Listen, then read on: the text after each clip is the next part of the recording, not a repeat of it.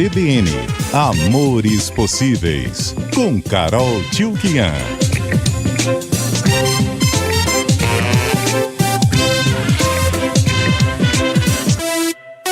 Mas não amor romântico, esses clichês que a gente vive ouvindo e repetindo e revivendo por aí. A ideia aqui é justamente desconstruir tudo isso e falar dos amores possíveis. Tudo bem, Carol? Boa tarde. Ótimo, Tati. Oi, Fê. Tudo boa bem? tarde. Boa tarde. A gente vai falar sobre histeria nas relações. A Carol tem observado que isso tem crescido e vai falar também sobre melhores maneiras de lidar com ela.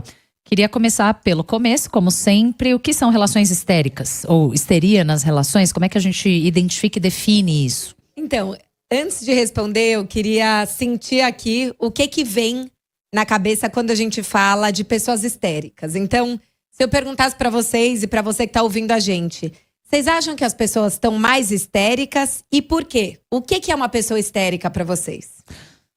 A histeria é um conceito psicanalítico, né? Mas do senso comum. Se a gente for pensar quando a gente fala pessoas histéricas. Gente que espana? Pode ser? Que grita, que dá chilique. Então, o senso É. comum vai muito, Vai nesse muito nesse. lugar do Fê, né? São pessoas que dão chilique. Em geral, a gente fala mais de mulheres histéricas. Obrigada, Freud. Um beijão pra você. Ele começou com as mulheres, mas já Lacan, que é o nosso segundo papa da psicanálise, vai dizer que a histeria é um conceito ligado ao feminino, mas que existe esse feminino em homens e mulheres. E hoje eu quero mostrar que existem cada vez mais homens histéricos, né? Porque no senso comum, histeria é um adjetivo pejorativo feminino, e não deveria ser. E tá muito ligado a isso que o Fê falou, de pessoas que se expressam de formas histriônicas, que fazem barraco, que estão fora do tom, que querem ser o centro das atenções pro bem e pro mal. E, em geral, como é um adjetivo feminino, as mulheres que tomam a palavra são comumente chamadas de histéricas. E, já dando aqui um spoiler do fim dessa coluna, tomar a palavra seria uma das partes da cura da histeria e não um sintoma da histeria. Então, agora trazendo para a psicanálise o que é a histeria e por que eu acho que a gente está vivendo em tempos mais histéricos e a gente precisa se entender histérico para poder tratar esses sintomas. Freud tem uma frase muito bonita que ele fala que os histéricos sofrem principalmente das reminiscências, que é o que sobra. São os restos das lembranças, dos traumas, dos medos, da pressão no trabalho, da violência psicológica, que a gente falou há algumas semanas, do esgotamento profissional, do burnout, do bullying, da autocobrança. É tudo que sobra e que a gente não se dá o tempo e o direito de elaborar, de falar, de sofrer, de chorar. E o que a gente faz? A gente recalca. A psicanálise chama de recalque, falando em uma linguagem simples, seria você guarda pra dentro Colocou de si. embaixo do tapete. Embaixo do seu tapete emocional, só que isso volta, dá aquele volume no tapete e se transforma em sintomas físicos e emocionais. Muitas vezes esse colocar embaixo do tapete nos é imposto, né? Exatamente. Vamos pra próxima, gente. Passou. A velocidade do mundo, às vezes, faz a gente recalcar, né? Exatamente. E a instabilidade das relações. Porque hoje em dia, você pensa, mas eu não tinha nada com esse cara. Não posso estar triste. Ou o mercado de trabalho é assim. Não posso estar estressado porque meu chefe me cobrou uma coisa de uma forma mais rígida. Então, a gente invalida esses incômodos. A gente acha que isso não é um trauma o suficiente, né? Justa causa para um trauma. E coloca para debaixo do tapete sentimental. E não por acaso, quando Freud lista no começo do século XX quais são os principais sintomas de histeria, eles são muito parecidos com a lista dos principais sintomas de doenças psicossomáticas, que são as doenças que têm um fundo emocional. O que são esses sintomas? Fadiga, anorexia, depressão, dormências e paralisias no corpo, dor de cabeça crônica, alterações no apetite, problemas respiratórios, taquicardia. Você que está ouvindo, pensa se você já teve alguns desses sintomas. Alguma alergia de pele também pode vir. Exatamente. Distúrbios de sono, então insônia ou muita sonolência. E o que Freud aponta, e eu quero que a gente comece a entender, é que traumas banais podem levar a sintomas crônicos. Então, o que a Tati falou, o mundo fala pra gente, segue em frente ou nem foi tudo isso. E o que a psicanálise mostra é que não existe o banal ou o profundo o suficiente para gerar sintoma. O que te toca, o que te atravessa, te atravessa. Um trauma pode ser as 8 pessoas que trabalham na sua baia do escritório foram almoçar e não te chamaram.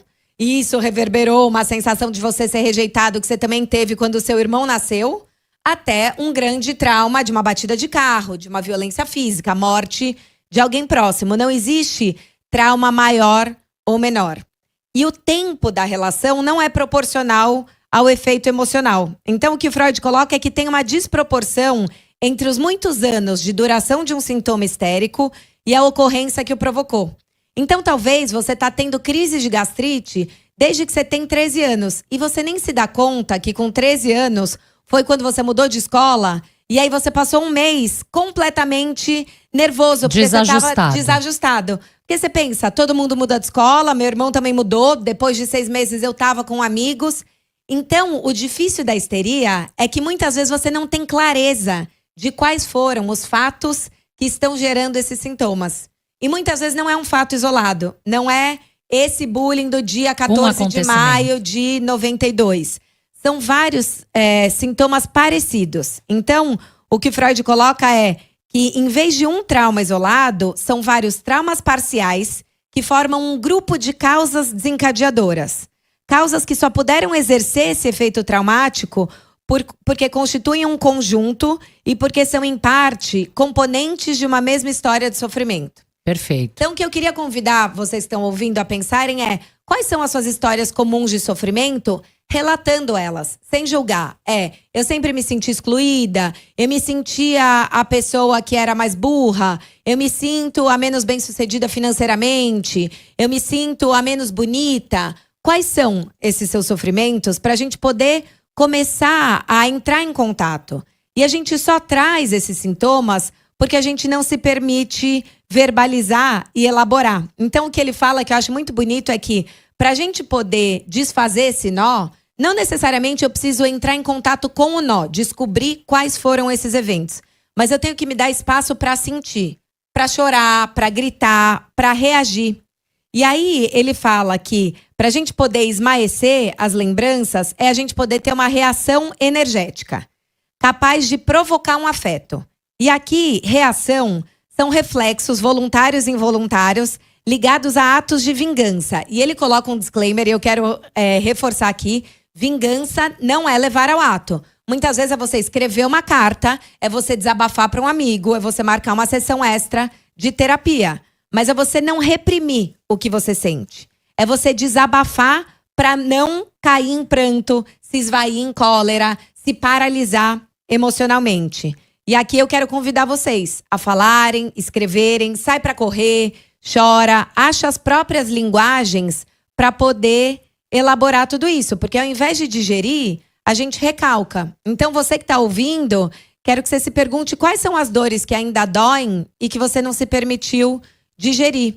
Quais são os diálogos que você interditou? Então, será que você evitou uma conversa difícil com seu chefe porque você ficou com medo de ser demitido? Que você evitou puxar a famosa DR com o seu namorado porque você ficou com medo da relação terminar? Que você ficou com preguiça de ter de criar um climão num jantar entre amigas que estava ótimo, mas que uma pessoa falou uma coisa que te machucou? Carol, tem uma participação legal. A Brisa fala assim, vivo procrastinando decisões. Meu tapete mental tá cheio de acúmulos. Exatamente. Haja aspirador. Tem que poder aspirar, tem que poder decidir. E é ótimo você falar isso, Fê, porque isso leva para o próximo ponto da coluna, que é a histeria também é um sintoma de quem não lida bem com a falta. Procrastinar decisões é ter medo de perder. E o que o histérico faz, né? A histeria, Lacan fala que a histeria é a estrutura do desejo humano. Que todos nós, de uma certa forma, somos histéricos. Porque o histérico, ele quer ser o objeto de desejo do outro. Então, eu quero que você me deseje.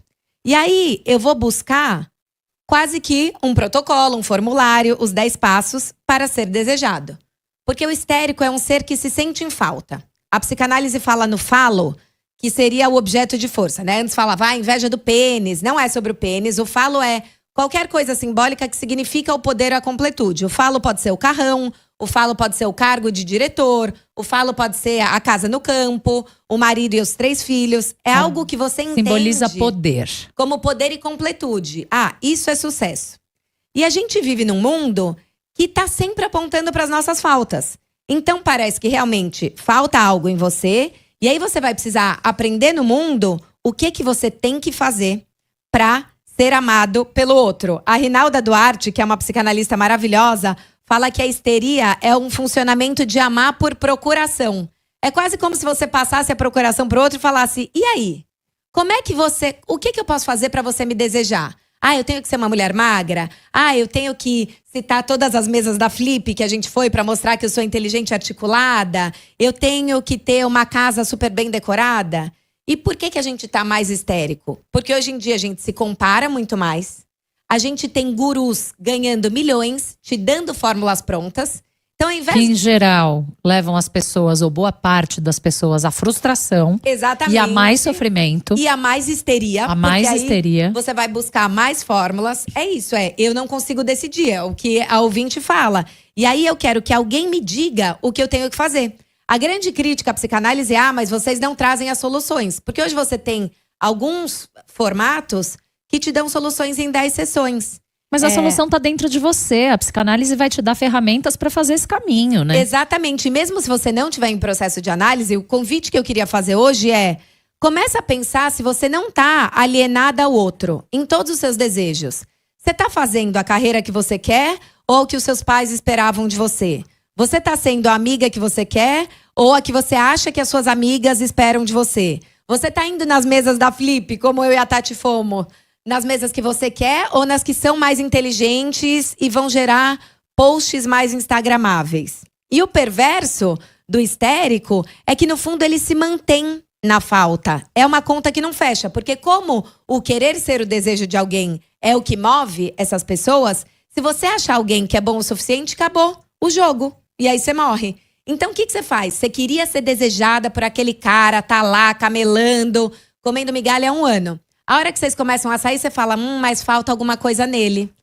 Mas ele não sabe conversar de literatura, então acho que não é isso. E aí você parte pro próximo. Busca o outro. E como a gente vive num mundo de aplicativo de relacionamento… Não deu certo o próximo, não deu certo o próximo, não deu certo o próximo, de socorro. LinkedIn, que você vai mandando o seu currículo 100 vezes por dia, você acha que você vai encontrar. Que você vai conseguir ser tudo pro outro e achar que alguém é tudo pra você. Então, o que eu queria que a gente começasse a fazer para pensar e poder elaborar toda essa histeria é sustentar a dúvida e a falta. É parar de querer ter tudo do outro.